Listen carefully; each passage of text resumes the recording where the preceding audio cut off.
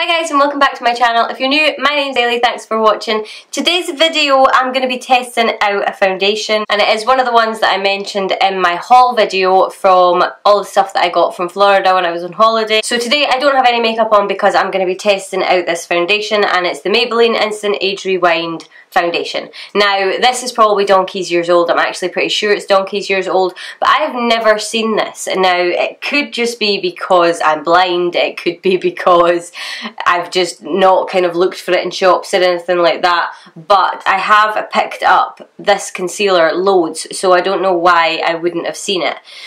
Whether or not it means it's not out in the UK, I don't know, but it just totally intrigued me because it was like a mammy version of this. So I thought that I would try it out, and I thought why not try it out on camera, because if they've changed the formulation and it is really just one of these foundations that's kind of been forgotten about, it may be a little gem that's just gone under the radar. Whether or not it is, I don't know, but I do really like the concealer version of it, so you never know. I think it was probably about $9, $9.99 or something like that, but essentially it is exactly the same as the concealer. I'm noticing though that it does shed quite a lot. I don't know if that will be an issue, but I'll just try and kind of knock off as much as I can of the little hairs that's on it.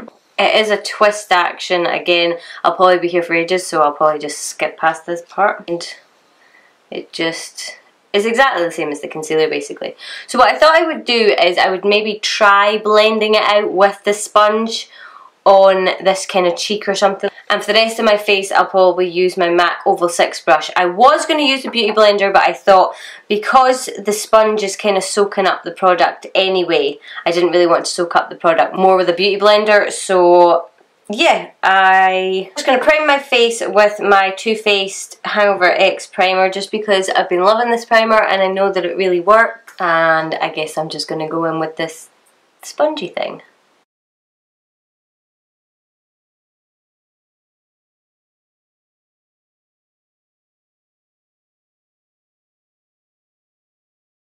Okay, this smells exactly like paint. Okay, really, I don't think that you can blend it out with the sponge that's on this, because it might just be that I've put too much out into the sponge, but really it just seems to kind of be smearing it around. So I'm just gonna do the rest of it with this brush. I am not liking how it applies with the brush at all. I know I am kind of picky with my foundations when I use a brush. It's not horrible, but it's just streaky, and I really can't stand streaky foundation. So I'm going to grab a Beauty Blender and I'll be right back. Okay, so I have a damp Beauty Blender and I'm just going to see if I can smooth out all of these streaky bits.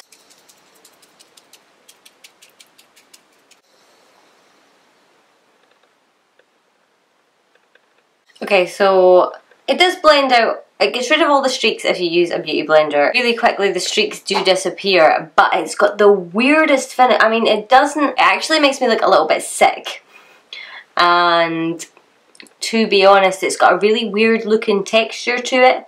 So I'm gonna go on, and I did actually need a new one of these anyway. I thought because I'm using the foundation I might as well use the concealer, and as I expected, the concealer is basically exactly the same as the one we get over here, and the formulation of the concealer is so nice, so I don't understand why the formulation of the foundation is so weird. So I'm just going to set my face and see if that makes any difference, because it is still really tacky. So I set my face really lightly using the Laura Mercier Translucent Pressed Setting Powder, and yeah, I'm still not a massive fan of this foundation at all. I can see probably why it's fallen under the radar, which is such a shame because the concealer is so nice, and I don't know if it'll translate on camera, but I'll zoom you in a second and let you see. It's already kind of sunk into the smile line here, and I have set it, so and I do feel like you can still kind of move the foundation around if you touch it.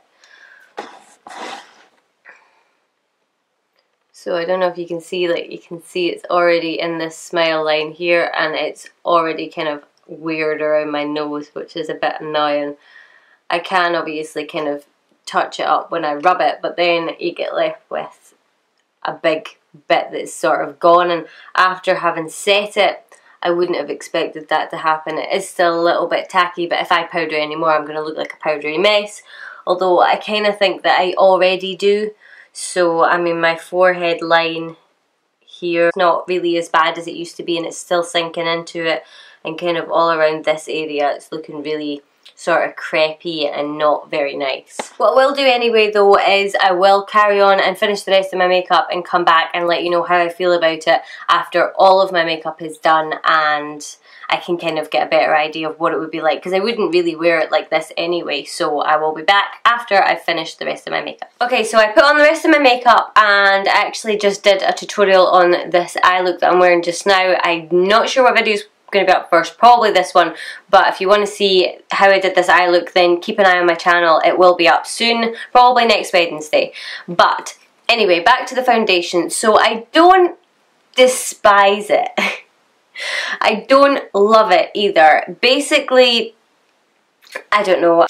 It looks okay from afar. If you really get up close and analyse it, it does look sort of kind of a little bit iffy, but I'm really picky with my foundations. I don't like them to really look like foundation. I don't like them to look really heavy, but if you're used to kind of like a heavier looking, not so much cakey, it's not hugely cakey or anything like that, it's just a little bit crepey, and it's probably because I've got dry skin, so it's not horrendous, but yeah, I don't think that I'd be reaching for it kind of over any of my other foundations. It's probably one of my least favourite foundations, but I am liking it more than when I like really first put it on. I'll probably play with it a little bit more.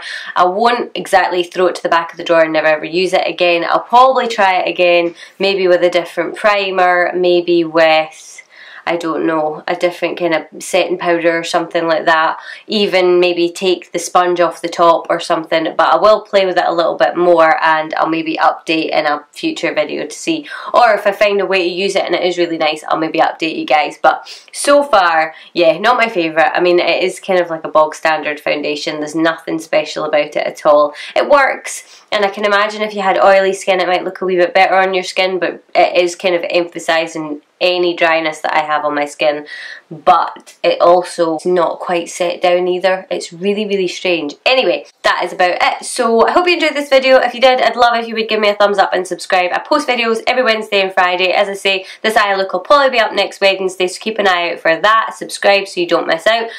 Check the little bell so that you get notified every time I post a video, and hopefully I will see you guys soon. Bye!